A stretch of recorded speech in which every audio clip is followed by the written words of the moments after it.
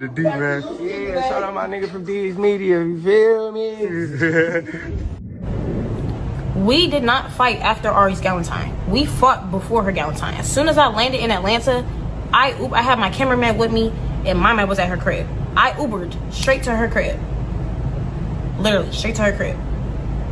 I was out there for a little minute.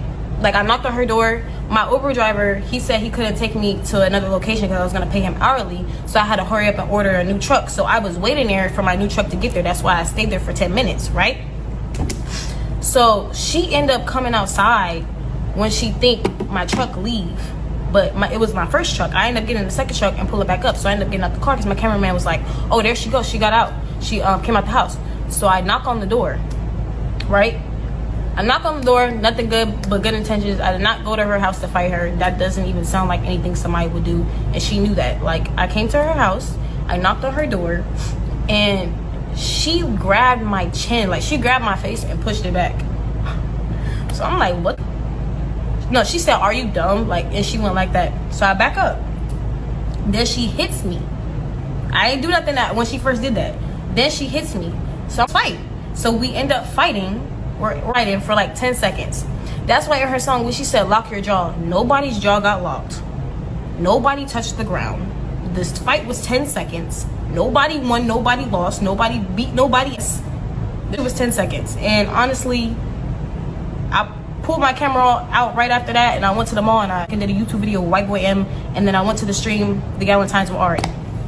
And at first I was like in shock, like, did this really just fight me? Like, I'm like, what is going on? My cameraman was like, yeah, bro, like, he was like, I was gonna get out and stop it, but like, y'all were done. Like, you know Carlos, he just going with the flow.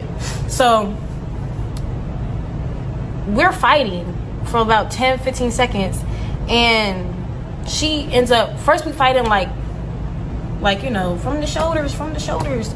Then they pulled my hair like I'm some bitch street. I'm like, I'm not over here trying to hit you in your face, but like we could tussle. Like, I never grew up with brothers. Like, it's nothing. So like, I don't know, this is funny to me. At first my feelings was hurt, but now it's a joke. Like, she pulled my hair and she like, I think she hit me in my face. So I stopped hitting her. Like, I went like this, I just straight blocked my face. I'm like, streaming with Ari later, I gotta go to the Galentine, I'm about to break my nails. Like, that's what's going through my mind. So after she seen I stopped back, she hit me like twice after that and then stopped. And then she was like, she said something like, what's all that you said? That's when she said I was talking. So I end up going to Atlanta for Ari's Galentine, right? Her actions have nothing to do with our friendship. I looked at it as that. Your actions, I'm gonna help you in the best way that I can. You know, I'm gonna show you support, but I'm gonna correct you in private. I told her about it in private. Nobody knows that though. Like, I don't have to come on the internet and say she was wrong. I don't have to come on the internet and say that's my friend. I don't have to come on the internet and say anything. Y'all be trying to put me in positions, uncomfortable positions at that. And look, y'all back, forget it. So me saying something would have never did anything to begin with. Okay? That's one. Two, Summyah's persona on the internet is nice girl. Summyah won't harm a fly.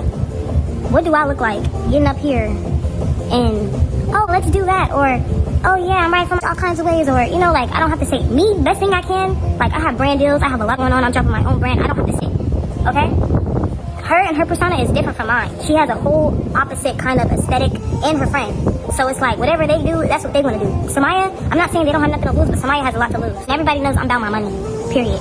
I don't care. I haven't even known nobody for no year to be throwing deals out the way, to be speaking up for somebody else and their mistakes. No. I'm going to correct her in private, but I let her know. Like, she never got no intentions from me that with her. That's what was throwing me off. No, I never lived with Aspen. Me and Aspen were just with each other for a long time.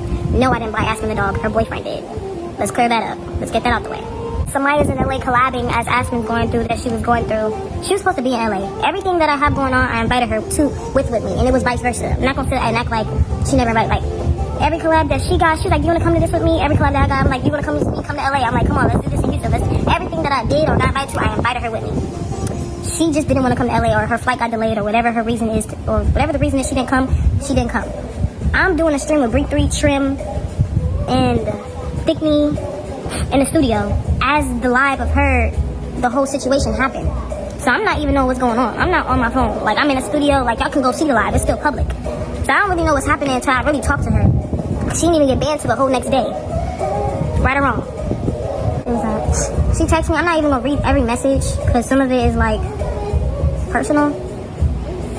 gonna just read the important parts because we was cool when she did it. When she did the situation, we was cool. Like, I just told her how I felt about it.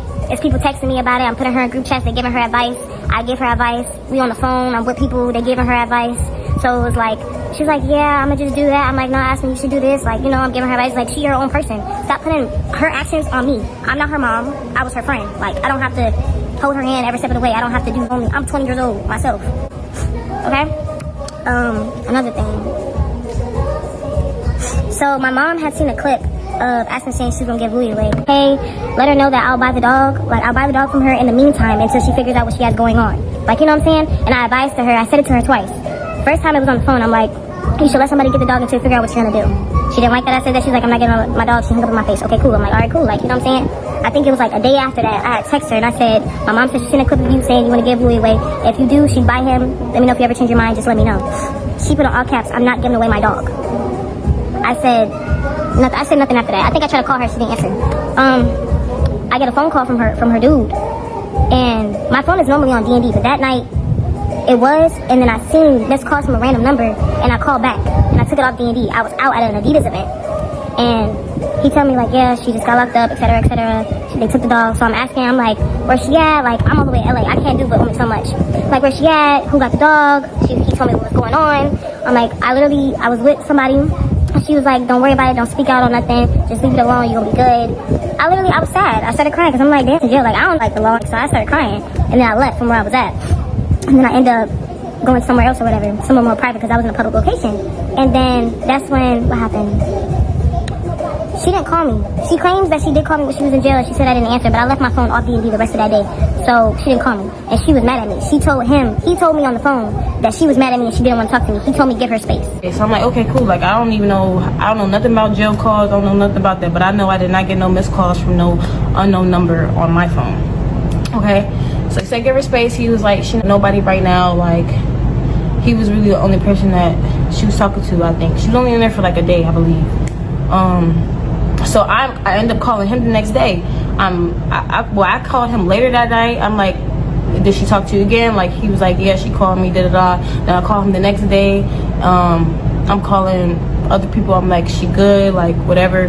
He telling me, I'm like, okay, what you gonna do about the dog? He said he went, and the line was long to get the dog. Like, it was just like a whole bunch going on. So I'm checking on her from behind the scenes, even though she in there, like, you know what I'm saying?